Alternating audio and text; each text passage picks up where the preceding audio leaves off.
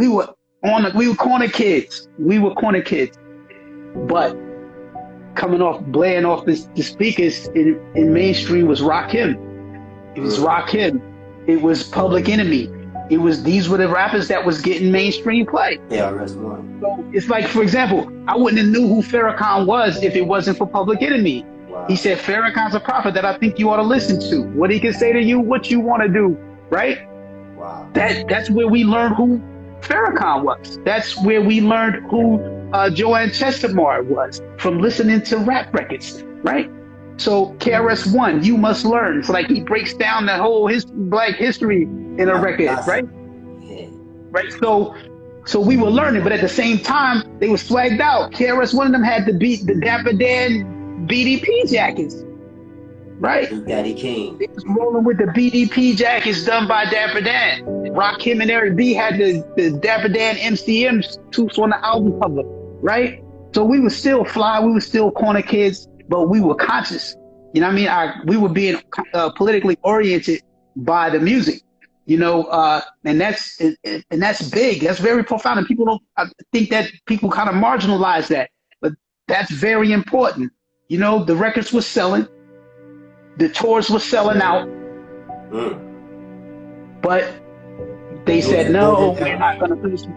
Right. So what happened was the shift occurred, you know,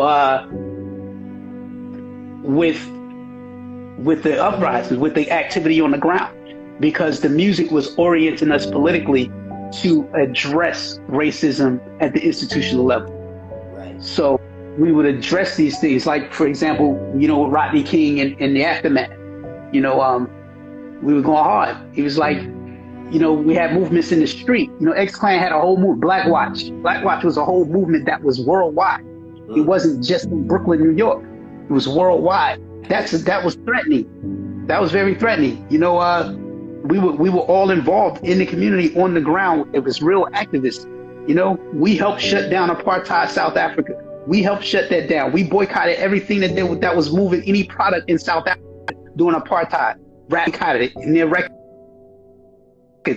Sets the Sonic, you know, groups like that. You know, it's like, so they knew that's when they started to realize the power of hip hop and what it could actually do. Right. So they said, okay, we have to switch this out. So they did the same thing they did in the early 70s, late 70s, late 70s with the exploitation films. Right.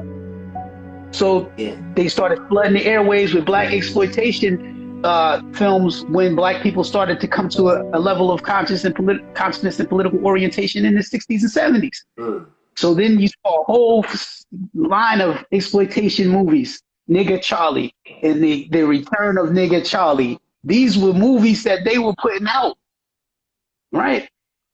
So the Superfly, the Mac, they start putting all those movies out, flooding the community, you know, to dumb you down. So the same thing happened again because we didn't learn from the history.